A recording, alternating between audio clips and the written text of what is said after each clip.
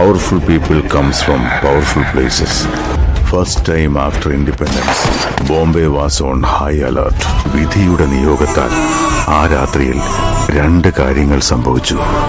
KGF എന്ന സ്ഥലവും ജനിച്ചു, അവനും ജനിച്ചു.